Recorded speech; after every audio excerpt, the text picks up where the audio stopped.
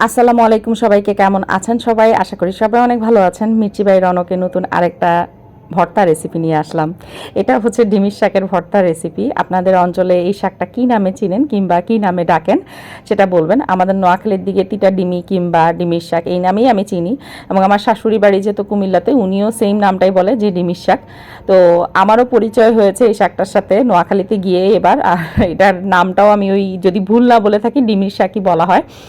তো আমার কাজিন হচ্ছে এই শাকটার সাথে আমাকে পরিচয় করায়। যাদের ডায়াবেটিস আছে তাদের জন্য এটা সবচেয়ে বেস্ট একটা শাক আমি বলবো, কারণ এটা কিছুটা তিতা। তিতা করলার থেকেও আমার কাছে একটু বেশি তিতা লাগে। তো আমি যেভাবে রান্না করব সেভাবে যদি আপনারা রান্না করেন তাহলে অবশ্যই খুব ভালো লাগবে খেতে। তো আমি প্রথমে এই শাকটাকে বেছে নিয়েছি, আর এই শাকটা বাছার একটা স্পেশাল টেকনিক আছে যেটা আমার কাজিন আমাকে শিখায়। শাকের একদম ডগাতে যে ফুলটা থাকে এবং পাতাটা থাকে সেটাই নিতে হয়, মানে কচি যেই পাতাগুলো থাকে সেগুলো। তবে ডাঁটিটা নিলে হচ্ছে যে আপনি যখন রান্না করবেন ডাঁটিটা আস্ত থাকবে এবং ডাঁটিটা কখনোই নেওয়া যায় না। অনেকে আছে এটার আবার ডাঁটিটাও নেয়, যেমন আমার শাশুড়ি বললো যে হ্যাঁ ডাঁটিটাও ওনারা খায়, বাট আমার কাছে মনে হয় ডাঁটি ছাড়া পাতাটা নিয়ে রান্না করাটাই হচ্ছে সবচেয়ে বেস্ট। তো আমি এখানে এক আটির মতন নিয়েছি। এটা এক আটি হলেই হচ্ছে যে ভালোই কিন্তু তিতা ভাবটা আসে। তো তিতা ভাবটা যাতে একটু কম থাকে, যাতে আমার সাথে সাথে আমার ফ্যামিলির মেম্বারদের সাথে ওই শাকটার পরিচয় করাতে পারি, সেই জন্য আমি এই শাকটা একটু অন্যরকমভাবে করছি। আজকে আমি যেভাবে রান্না করছি এভাবে আশা করি আপনাদেরও খুব ভালো লাগবে। প্রথমে আমি শাকগুলো বেছে ধুয়ে সুন্দর করে পরিষ্কার করে নিছি। এরপর গরম তেলে অল্প একটুখানি পেঁয়াজ, কিছুটা বাদামি করে শাকটা দিয়ে দিয়েছি এবং পরিমাণ মতো লবণ। আমি একদম পুরো ভর্তাটার যে লবণটা লাগবে সেই লবণটা এখানে একবারে দিয়ে দিব শাকের সাথে। ভালো করে দিয়ে নেড়ে চেড়ে হচ্ছে শাক আমরা যেভাবে নর্মালি ভাজি করি, মানে যেভাবে আমরা শাক ভাজি করে খাই ঠিক সেভাবেই হচ্ছে এই শাকটাকে ভাজি করে নিব। আপনারা অনেকে আছে নিম পাতার রেসিপিও খান, মানে নিম পাতাটা যেটা যেটা তিতা হয়, নিম পাতার সাথে বেগুন দুটো একসাথে মিক্সড করে খাবেন, তাহলে দেখবেন যে খুবই উপকার পাবেন। যাদের ডায়াবেটিস আছে কিংবা যারা হচ্ছে একটু তিতা খেতে পছন্দ করেন এটা একটু ট্রাই করবেন। তো আমি এদিকে শাকটা ভাজতে ভাজতে শুকনা মরিচ আমি একটু টেলে নিয়েছি তেলে। আর এই ক্ষেত্রে একটা কাজ করতে পারেন, যদি আপনারা ঝাল খুব বেশি পছন্দ করেন সেই ক্ষেত্রে ঝাল দিবেন খুব বেশি, যেহেতু আমার শাশুড়ি ঝাল একদমই পছন্দ করেন না।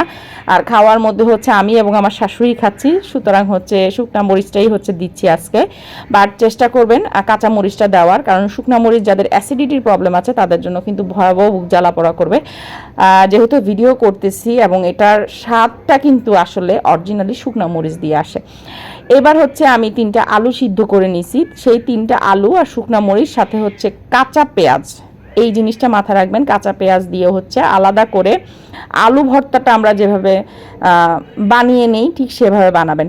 আপনারা চাইলে এখানে সরিষার তেল দিতে পারেন, বাট আমি সরিষার তেলটা টোটালি স্কিপ করতেছি। বাট এখানে কিন্তু আর বাড়তিভাবে লবণ দিবেন না, কারণ শাকটা ভাজির সময় হচ্ছে আমি একবারে লবণটা নিয়ে নিছি।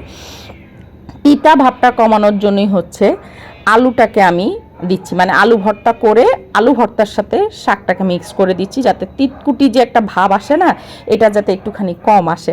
আপনারা এইভাবে কিন্তু অবশ্যই ট্রাই করবেন রেসিপিটা, এবং রেসিপিটা ট্রাই করার পর আমাকে জানাবেন যে আপনাদের কাছে মানে আমার এই রেসিপিটা কেমন লেগেছে। যদিও এটা আমার নিজের রেসিপি না, এটা আমার কাজিনের রেসিপি, ও ঠিক এইভাবে আমাকে রান্না করে খাওয়াইছে। সাথে ও হচ্ছে মাছ, যেটা হয় না যে ছোট মাছ থাকে, কিংবা ধরেন ছোট মাছ বলতে গেলে একদম যে ছোট ছোট মাছ তা না, ছোট ধরেন কই মাছ কিংবা হচ্ছে তেলাপিয়া মাছ কিংবা রুই মাছ যেটাই থাকুক না কেন, যে কোনো একটা মাছ আপনারা হচ্ছে ভাজি করে জাস্ট ওটা কাঁটাটা বেছে মাছটা এটার সাথে দিবেন। মাছ দিলে এই ভর্তাটা এই পরিমাণে মজা লাগে, মানে অন্যরকম একটা ফ্লেভার চলে আসে। মাছ আলু প্লাস হচ্ছে এই তিতা শাকটা খুবই অসাধারণ হয়। যাই হোক, দেখেন কতটুকু শাক কি কতটুকু হয়ে গেছে না। এই শাকটা যদি এখন আমি এভাবে খাই তাহলে কিন্তু বেশ ভালোই তিতা লাগবে। তো সেই জন্য হচ্ছে আমি শাকটাকে আলুর সাথে মিশিয়ে নিচ্ছি।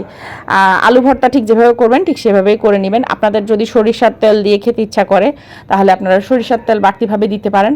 আর ঝাল লবণ স্বাদ সব কিছুই হচ্ছে, মানে লবণ এবং ঝাল এই দুটা জিনিস হচ্ছে একদম আপনাদের উপর নির্ভর করবে। একদম গরম গরম তো, তাই আমার মাখাতে খুব কষ্ট হচ্ছে, হাতে বেশ একটা তাপ অনুভব করতেছি।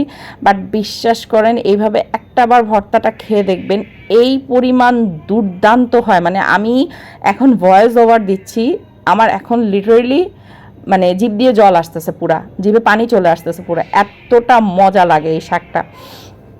অসাধারণ একটা রেসিপি, অসাধারণ একটা খাবার, অবশ্যই ট্রাই করবেন। আর ছোটোবেলায় দেখা যেত যে এরকম ধরেন কোনো একটা রেসিপি যদি নানু কিংবা আম্মু করতো, তখন দেখা যেত যে দেখলে আসলে খাইতে ইচ্ছা করতো না, মানে চোখ মুখ ঘুরায় ফেলতাম, ঠিক যেমনটা এখন আমার মেয়ে করে।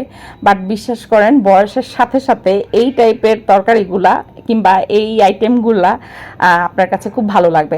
আপনারা এই শাকটার বদলতে যদি চান তাহলে হচ্ছে থানকুনি পাতা দিয়েও কিন্তু করতে পারেন। আমি ঠিক থানকুনি পাতা দিয়েও এভাবে করি, আরেকদিন আপনাদের সাথে ওই রেসিপিটাও শেয়ার করব। এবার ডেকোরেশনের জন্য আমি হচ্ছে একটা কাচের বাটিতে আমার ভর্তাটা নিয়ে নিলাম।